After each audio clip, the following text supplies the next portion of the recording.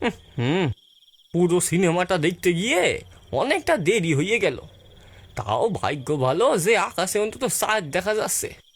রাস্তায় যা অন্ধকার, কখন আবার তেনাদের আবির্ভাব হয়। না না, তাড়াতাড়ি বাড়ি যাই। সেদিন রাতে সিনেমা দেখে ফিরছিলেন অমলবাবু। রাত গভীর হয়ে যাওয়াতে সমস্যা নেই, সমস্যাটা হলো তাকে বাড়ি ফিরতে হলে ডাকাতকালির মাঠ পেরিয়ে যেতে হবে। ইদানিং এই মাঠে সকালের দিকে বেশ কিছু খণ্ড বিখণ্ড লাশ দেখতে পাওয়া গেছে, যার ফলে সকলের মনেই এই জায়গাটা সম্পর্কে দারুণ ভয় কাজ করছে। এই সেই ডাকাতকালীর মাঠ। না না, চারপাশে তো তেমন কিছু নজরে আইতাছে না। তাড়াতাড়ি পাশ আইলে মাঠটা পেরিয়ে যাই বাবা। এই মাঠ পেরোতে পারলেই রক্ষে। হন্তদন্ত হয়ে মাঠের উপর দিয়ে চলতে থাকেন অমলবাবু। যাক, মাঠ প্রায় শেষ হয়ে আইছে। আর একটু এগোইলে বড় রাস্তায় উঠে যাব। এই যা, এইটা তো লেবু লঙ্কা। দেখে তো মনে হচ্ছে টাটকা ফেলছে। আর লেবুর মধ্যে কি সব আঁকিবুকি আঁকা, সর্বনাশ করছে রে।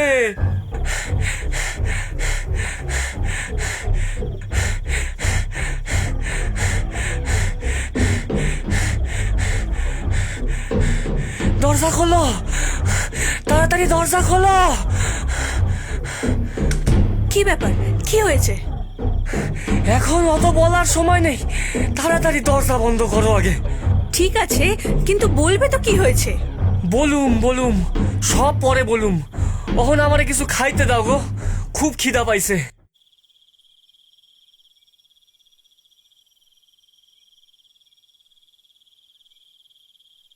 মানুষটা ছবি দেখে আসার পর থেকে এরকম অদ্ভুত আচরণ করছে কেন? কে জানে। কাল সকালে ঠিক পেটের থেকে কথা বার করব।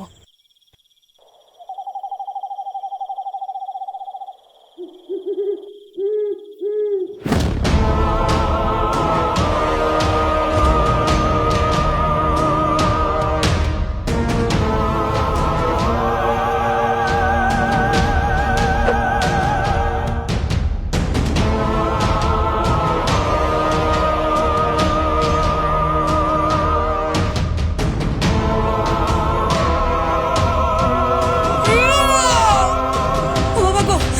এ কি? কি হলো? ও মা গো! বাঁচাও! বাঁচাও! বাঁচাও! কে আছো? বাঁচাও! কিরে লালু, অমলবাবুর ঘটনাটা শুনেছিস? হ্যাঁ রে, বিষয়টা নিয়ে কিছু একটা হেস্তনেস্ত না করলে গ্রামের সব মানুষদের কপালে ফাঁড়া ঝুলছে। পাশের গ্রামের কালীবামনির ঘাটের কাছে কোনো এক কাপালিক আস্তানা গেড়েছে। বিষয়টা নিয়ে একবার কথা বললে কেমন হয়? সন্ধ্যের দিকে চল তাহলে। সকাল থাকতে সন্ধ্যের দিকে কি করতে যাব? উনি সকালবেলা নিজের কুঠির থেকে বের হন না, তাই একমাত্র সন্ধ্যের পরই তার সাথে দেখা করা সম্ভব। লালু ও বলাই দুজনে যখন কালীবামনির ঘাটের কাছে গিয়ে পৌঁছালো, তখন সন্ধে হয়ে গিয়েছে। ঘাটের কাছাকাছি পৌঁছাতেই তারা দুজনে দেখল এক জ্বলন্ত অগ্নিকুণ্ডের পাশে বিশাল আকার চেহারার কাপালিক হোম করছে। কপালে সিঁদুরের মোটা তিলক, ঝাঁকড়া ঝাঁকড়া তার চুল। বাপ রে বাপ, এটাকে তো ভূতের থেকে কম ভয়ানক দেখতে নয় রে। চুপ, এখন কোনো উল্টো পাল্টা কথা নয়। ওং হ্রিং ক্রিং চাউন্ডায়। প্রণাম বাবা। তোমরা কারা? এখানে কি উদ্দেশ্যে? আমাদের গ্রামে বড় বিপদ বাবা। কি বিপদ? আমাদের গ্রামের ডাকাতকালীর মাঠে নানা ধরনের উপদ্রব শুরু হয়েছে, বেশ কয়েকজন মারাও গেছেন। তার সমাধান নিতেই আমার কাছে এসেছিস? আগে হ্যাঁ বাবা। এখনো অবধি ঠিক কি কি ঘটনা ঘটেছে শুনি একবার।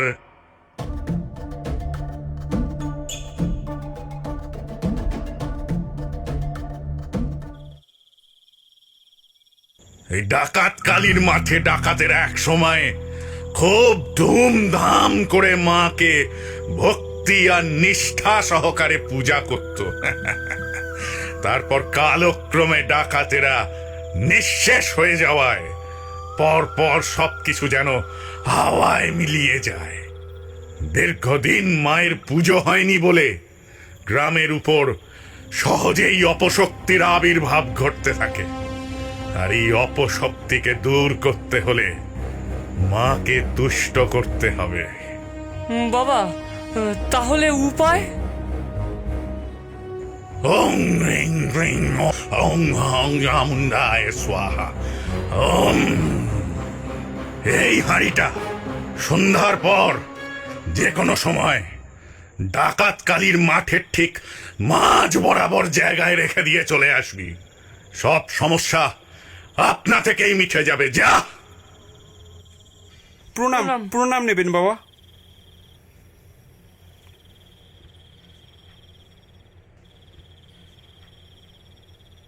এ লালু, হ্যাঁ বল।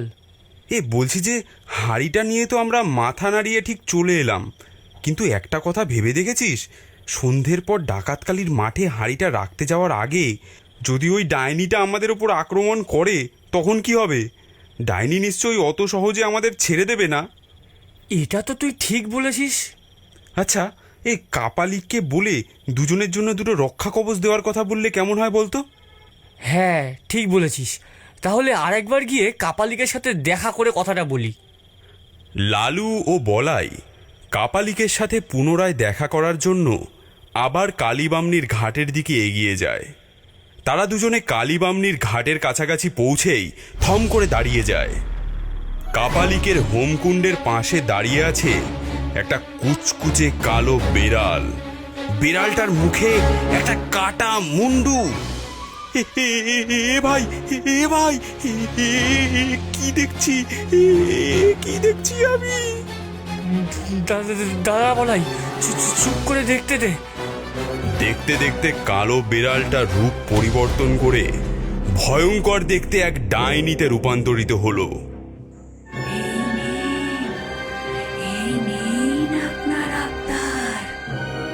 ধক্কে ধক্কে থাক।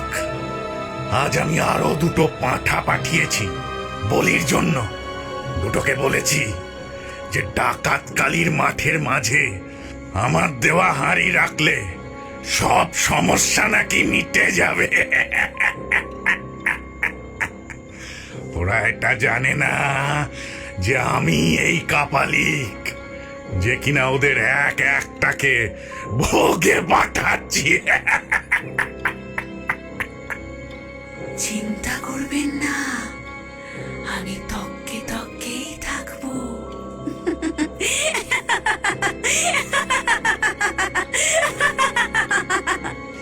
কাপালিক কাটা মুন্ডুটা আগুনের উপর দিয়ে বার কত ঘুরিয়ে নিয়ে দিয়ে দেয় ডাইনির হাতে। এই ডাকাত কালীর মাঠে ডাকাতেরা বড় কোনো ডাকাতি করতে যাওয়ার আগে মাকে নরবলি দিয়ে যেত। মা ছিলেন খুবই জাগ্রত। ডাকাতেরা কালক্রমে মিলিয়ে গেল। আমি সেই ধারাকে কেন্দ্র করে বলি দিয়ে মাকে তুষ্ট করতে চাইছি। আর মা যদি একবার তুষ্ট হয়ে যায় তাহলে আমি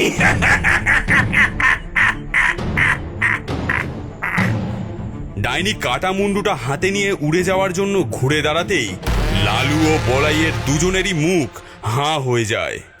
শয়তান, আমি তোকে ছাড়বো না।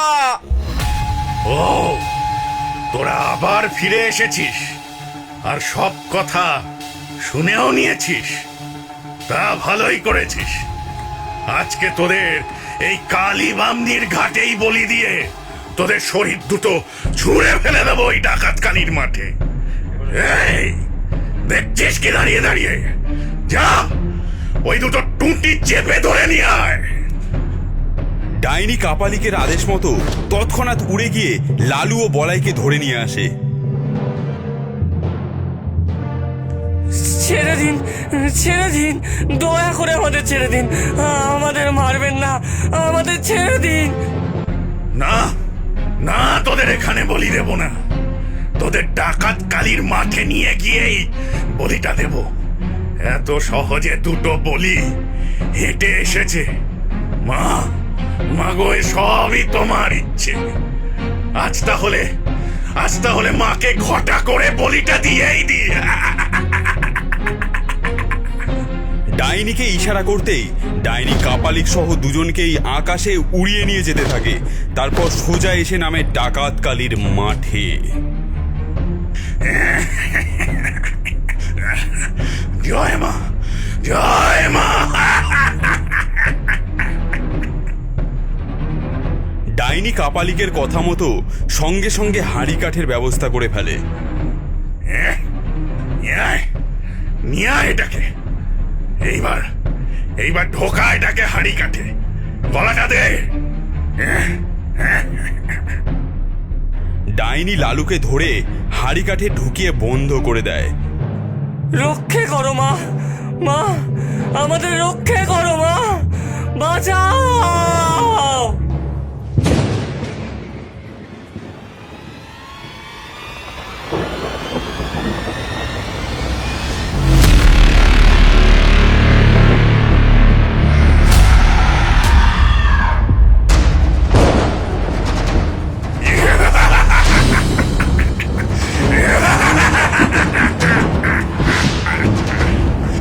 জয় মা।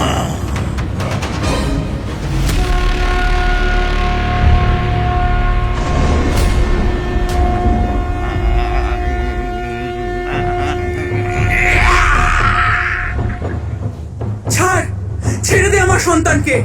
অসুর কোথাকার, আমি জানি তুই অসুরদের হয়ে কাজ করছিস। মুক্ত কর ওকে।